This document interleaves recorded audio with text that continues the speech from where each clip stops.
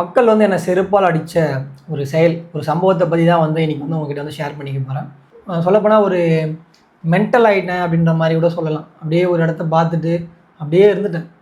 High court judge, சிஎம்க்கு, education minister, எம்எல்ஏக்கு இவங்க எல்லோருக்குமே வந்து நம்ம லெட்டர் மூலியமாகவோ இல்லை முடிஞ்சால் நேர்லேயோ கொண்டு போயிட்டு இந்த கிராம சபா தீர்மானத்தை வந்து நிறைவேற்றி கொடுங்க அப்படின்னு சொல்லிட்டு வந்து அவங்ககிட்ட வந்து நம்ம கொடுக்க போகிறோம்.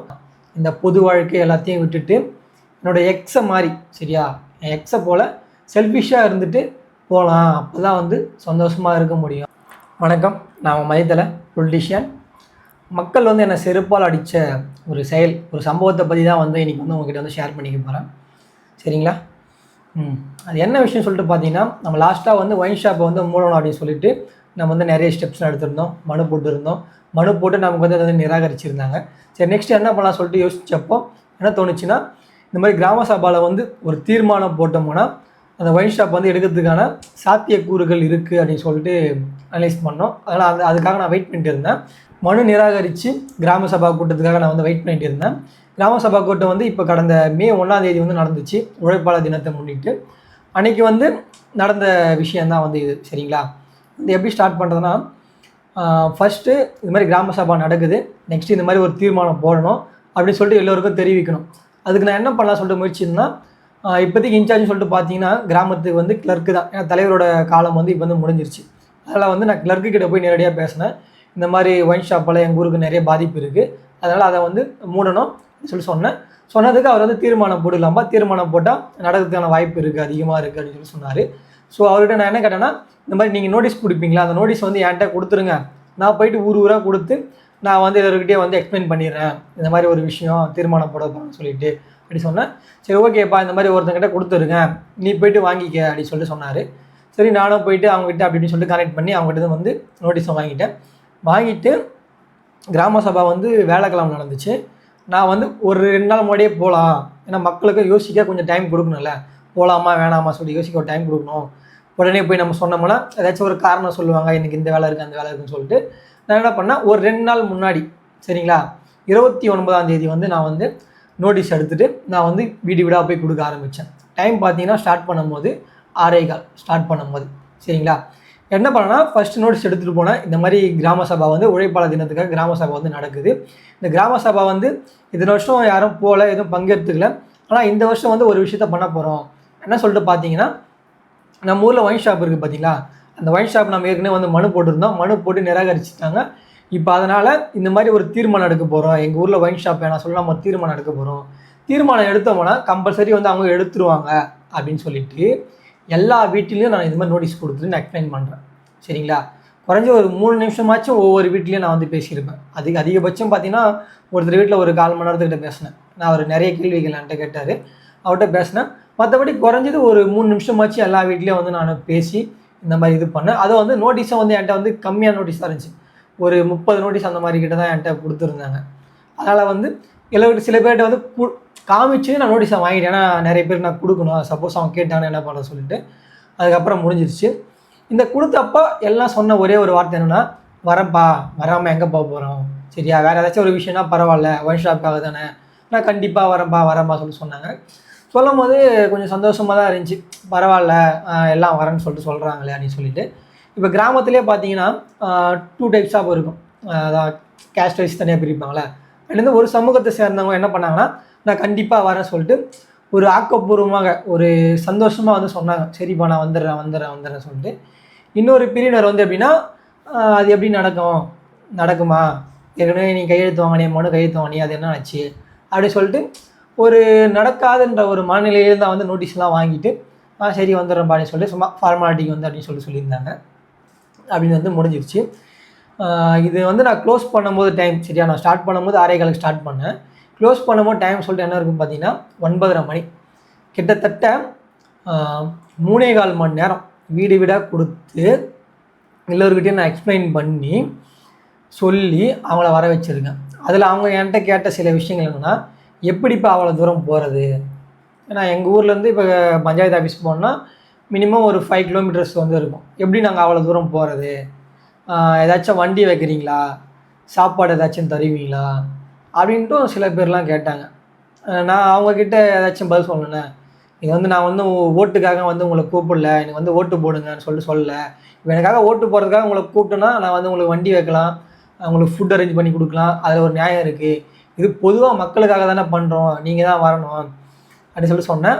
இன்னொரு விஷயத்தையும் வந்து நான் சொன்னேன். என்ன சொன்னேன்னா, நீங்கள் போயிட்டு அவ்வளோ தூரம் போயிட்டு ஓட்டு போடுறீங்க, எலெக்ஷன்னா அவ்வளோ தூரம் போய் ஓட்டு போடுறீங்க, உங்களுக்கு எதுவுமே பண்ணலை, உங்களுக்கு எதுவுமே பண்ணாததுக்காக அவ்வளோ தூரம் போயிட்டு நீங்கள் ஓட்டு போடுறீங்களே, நமக்கு ஒரு நல்ல விஷயம் நடக்கணும் தானே, நீங்கள் அவ்வளோ தூரம் வர மாட்டீங்களா அப்படி சொல்லி சொன்னேன். இந்த பஞ்சாயத்து ஆஃபீஸ்க்கு வந்து நான் ஒரு 10:30 மணி போல் நான் போயிட்டேன். நாங்கள் போகும்போது பார்த்தீங்கன்னா ஒரு 10 பேருக்கு கம்மி, கம்பல்சரி ஒரு எண்ணிக்கையில் பார்த்தோன்னா ஒரு 7 பேர் இருப்பாங்கன்னு நினைக்கிறேன். 10 பேருக்கு கம்மி. அதில் எங்கள் ஊரை சேர்ந்தவர் ஒரே ஒருத்தர் வந்திருந்தார். நான் போன டைமில் எனக்கு முன்னாடி ஒருத்தர் மட்டும் வந்து அங்கே உட்காந்துட்டு இருந்தார். நான் போனேன், சரி ஓகே, என்னென்னா 11 மணிக்கு தானே சொல்லியிருக்கோம், நம்ம மக்கள் 11 மணினா ஒரு 11:15 அது மாதிரி தானே வருவாங்க அப்படின்னு சொல்லிட்டு தோணுச்சு. சரிங்களா, சரின்னு சொல்லிட்டு பைக்லாம் நிப்பாட்டிட்டு இருந்தேன். சரி ஃபஸ்ட்டு போய் கிளர்க்குக்கிட்ட பேசுவோம், கிளர்க்கு வந்தாரான் விசாரிச்சுட்டு கிளர்க்குக்கிட்ட போய் பேசுவோம் சொல்லிட்டு கிளர்க்குக்கிட்ட போனேன். இந்த மாதிரி தீர்மானத்துக்காக பேசியிருந்தேன் எப்படி சார் அப்படின்னு சொல்லிட்டு கேட்டேன். அடுத்து ஓகேப்பா, அது மாதிரி கவர்மெண்ட் சைட்லேருந்து ஒருத்தவங்க வருவாங்க, அவங்க வந்ததுக்கப்புறம் நம்ம ஆரம்பிச்சிடலாம் அப்படின்னு சொல்லி சொன்னார். நான் வந்து சார் இருங்க சார், கொஞ்சம் வெயிட் பண்ணலாம் 11 மணி, ஏன்னா ஒன்றும் யாருமே வரல, இனிமேட்டு தான் வருவாங்க, எல்லாம் வரணும்னு சொல்லியிருக்காங்க, கொஞ்சம் வெயிட் பண்ணலாம் சார் சொல்லிட்டு சொன்னேன். அவரும் சரி வாப்பா, நம்ம வந்து இப்போதைக்கு தீர்மானம் மட்டும் எழுதிடலாம், அதுக்கப்புறம் அவங்க வந்ததுக்கப்புறம் நம்ம வந்து கையெழுத்து வாங்கிடலாம் அப்படின்னு சொல்லிட்டு சொன்னார். சரி சொல்லிட்டு போனோம். போயிட்டு உக்காஞ்சி கவர்மெண்ட் சைட்லேருந்து ஒருத்தவங்க வந்துட்டாங்க. தீர்மானம் வந்து எப்படிப்பா எழுதுறது, என்ன ப்ராப்ளம் சொல்லிட்டு சொல்லுப்பா அப்படின்னு சொன்னார். என்ன மாதிரி எழுதலாம் அப்படின்னு சொல்லிட்டு அதுக்கப்புறம் நான் என்ன, நான் ஏற்கனவே ஒரு மனு போட்டிருந்தேன் பார்த்தீங்களா, அந்த மனுவிலேருந்து சில விஷயங்கள்லாம் எடுத்து, ஆனால் மனுக்கு வந்து 2 டைப்பாக போட்டிருந்தோம். எப்படின்னா ஒயின் ஷாப்பும் எடுக்கணும், போதைப் பொருள் இருக்கிற கடையை எடுக்கணும்னு சொல்லிட்டு அப்படி போட்டிருந்தோம்.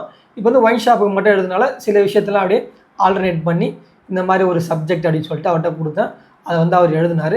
எழுதும் போது கொஞ்சம் கொஞ்சமாக வந்து மக்கள் வர ஆரம்பித்தாங்க. எங்கள் ஊரில் இல்லை, இன்னொரு ஊரில் பக்கத்தில் தான் பஞ்சாயத்து ஆஃபீஸ் இருக்கிற ஊரில், அந்த ஊர்லேருந்து மக்கள் வர ஆரம்பித்தாங்க. எங்கள் ஊர்லேருந்து பார்த்திங்கன்னா யாருமே வரல, சுத்தமாக யாரும் வரல, அந்த ஒருத்தர் அவ்வளோதான். அதுக்கப்புறம் ஒருத்தர் வந்தார். நான் மனு தீர்மானம் எழுதிட்டு இருக்கிறப்போ ஒருத்தர் வந்தார். அதுக்கப்புறம் நாங்கள் தீர்மானம் எழுதி முடித்தோம். எழுதி முடித்த பிறகு என் அண்ணன், என் அம்மா வந்தாங்க. மொத்தம் பார்த்தீங்கன்னா எங்கள் ஊர்லேருந்து வந்த மொத்த மக்கள் தொகைன்னு பார்த்தீங்கன்னா நான், எங்கள் அண்ணன், எங்கள் அம்மா, மாமா ஒருத்தர், அதுக்கப்புறம் ஒருத்தர், மொத்தம் 5 பேர். சரிங்களா, நான் எப்படின்னா ஒரு 50 வீடுக்கிட்ட எட்டு போய் நான் நோட்டீஸ் கொடுத்துருப்பேன். அதுலேருந்து வந்தவனை பார்த்தீங்கன்னா வெறும் 5 பேர் தான். அந்த 5 பேரில் 3 பேர் என் குடும்பத்தை சேர்ந்தவங்க, மற்றபடி ஒரு 2 பேர் தான் வந்து வெளியிலேருந்து வந்திருக்காங்க. நினைக்கிறப்போ ஒரு சிரிப்பாக வருது. சிரிப்புனா என்னடா இது, இவங்களுக்காக ரொம்ப மெனக்கெட்டு, மக்களுக்காக ரொம்ப மெனக்கெட்டு பண்ணிவிட்டு இந்த மாதிரி ஒரு ஆயிடுச்சு அப்படின்னு சொல்லிட்டு சிரிப்பு. அங்கே வந்து எனக்கு கண்ணீராக வந்துருச்சு. அது வேறு விஷயம், அதை விட்டுருங்க. சரியா, அந்த மாதிரி நடந்துச்சு. 2 பேர் தான் வந்தாங்க. நான் சொல்கிறது அங்கேயே ஸ்டக் ஆகிட்டேன், அவ்வளோதான், என்ன பண்ணுறதுன்னு தெரில, ஸ்டக் ஆகிட்டேன். இந்த ஒயின் ஷாப் மட்டும்லாம் வந்து நான் வந்து போய் பேசலை. நெக்ஸ்ட் வந்து பொது கழிப்பறை அது வேணும். எங்கள் ஊரில் வந்து பொது கழிப்பறை வந்து கிடையாது.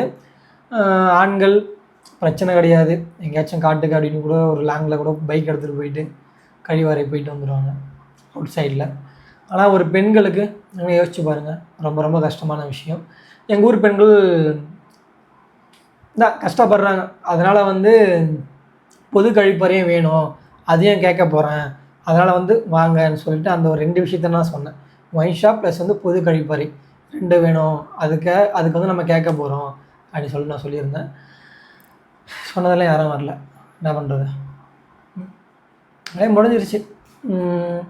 இதான் வந்து என்னை வந்து செருப்பால் அடித்த மிகப்பெரிய தருணம். சரிங்களா, அதில் வந்து எனக்கு வந்து ரொம்ப ரொம்ப மனசு கஷ்டமான விஷயம் என்னென்னா, இந்த 2 பேர் வராமல் இருந்தாலும் நான் சத்தியமாக நான் நிம்மதியாக இருந்திருப்பேன். நிஜமாக சொல்ல போனால் இந்த 2 பேர் வரேன்னா நிம்மதியாக இருந்திருப்பேன். ஓகே, எல்லோருக்கும் வந்து ஒயின் ஷாப் வேணும் போல் இருக்குது, பொது கழிப்பறை வந்து வேணாம் போல் இருக்குது, நம்ம வந்து விட்டுடலாம், இதோட நம்ம எதுக்கு சொல்லிட்டு இனிமேட்டு நம்ம ஸ்டெப் எடுத்துக்கிட்டு எதுக்கு தூக்கத்தெல்லாம் நம்ம தொலைச்சிட்டு இருக்கிறது அப்படின்னு சொல்லிட்டு அதோட வந்து நான் நிப்பாட்டிகிட்டு இருப்பேன். ஆனால் அந்த 2 பேர் வந்தாங்க பார்த்தீங்களா, அந்த 2 பேர் வந்து எனக்கு வந்து ரொம்ப ஒரு மனசங்கடத்தை உருவாக்கிடுச்சு. அதில் ஒருத்தர் சொன்ன வார்த்தை, நீ தனியாக போராடுற, அதனால் வந்து உனக்காக நான் வந்திருக்கேன், மற்றபடி நான் வேறு எதுக்காகவும் நான் வரல அப்படின்னு சொல்லிவிட்டு அவர் அமைதியாக உட்காந்துட்டார். இன்னொருத்தர், அவரை பற்றி நான் பேசி ஆகணும், எனக்கு அந்தளவுக்கு அவர் பழக்கம் கிடையாது. எங்கள் ஊரில் இருக்கார், அவர் ரோட்டில் நடந்து போகிறப்ப வரப்போ நான் பார்த்துருக்கேன், அவ்வளோதான். மற்றபடி பேச்சுவார்த்தை எதுவும் பேச முடியாது, எந்த ஒரு விஷயமும் கிடையாது. அவர் எத்தனை மணிக்கு 10:30 மணிக்கு நான் போனப்போ எனக்கு முன்னாடி அங்கே இருந்தார். அதுவும் அவர் அந்த இடத்துக்கு எப்படி வந்திருக்காருன்னு சொல்லிட்டு பார்த்தீங்கன்னா, எங்கள் ஊர்லேருந்து நடந்து வந்திருக்கு. அது எனக்கு ரொம்ப ஒரு மாதிரி இதுவாகிடுச்சு. அவருக்கு தெரிஞ்சிருக்கு, புரிஞ்சிருக்கு இந்த மாதிரி குடிக்கிறது வந்து தப்பு, ரோட்டில் குடிக்கிறது இந்த மாதிரி விஷயம்லாம் தப்புன்னு சொல்லிட்டு அவர் அவ்வளோ தூரம் நடந்து 11 மணி கிராம சபாவுக்கு நான் 10:30 மணிக்கு போகிறப்ப எனக்கு முன்னாடியே அவர் வந்து அங்கே வந்து உட்காந்துருக்காரு. எதுக்காக வரணும் சொல்லுங்கள்?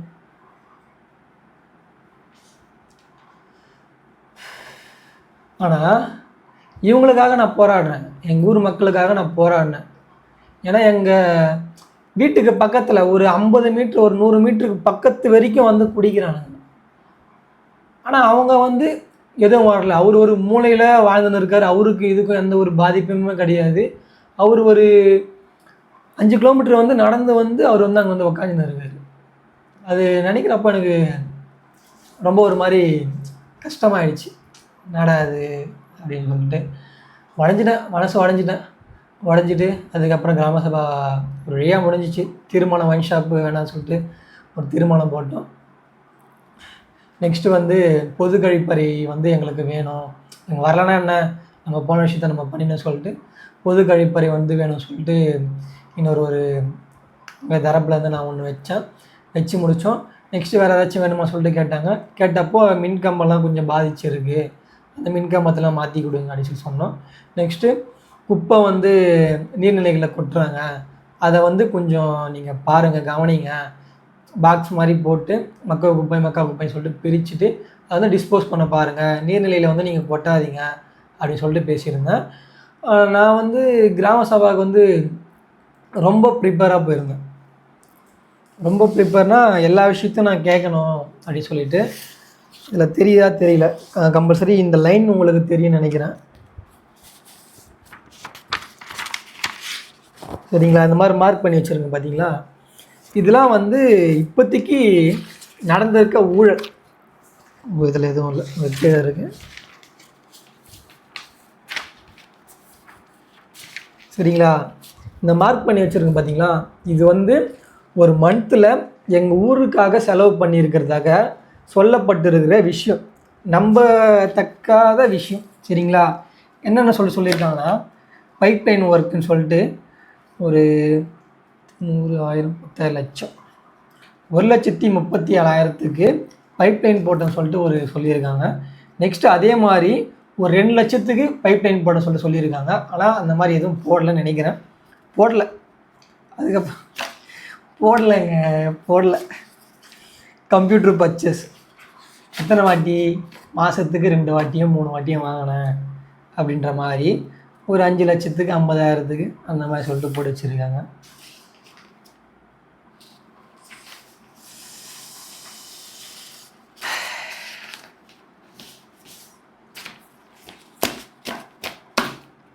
வேற போனேன். பட் இருந்தாலும் என்ன பண்ண முடியல. நான் என்ன கேட்குறது, ஒரு ஆள் கத்துனானா நீ நினைப்பாங்க, ஒரு மலையை பார்த்து நாய் குலைக்கிற கணக்காக தான் இருந்திருக்கும். நாங்கள் இது எல்லாத்தையும் கேட்டுருந்தாங்க. ஏற்கனவே மனசு உடஞ்சிட்டேன், அதனால் வந்து அப்படியே சைலண்ட்டாக வந்துட்டேன்.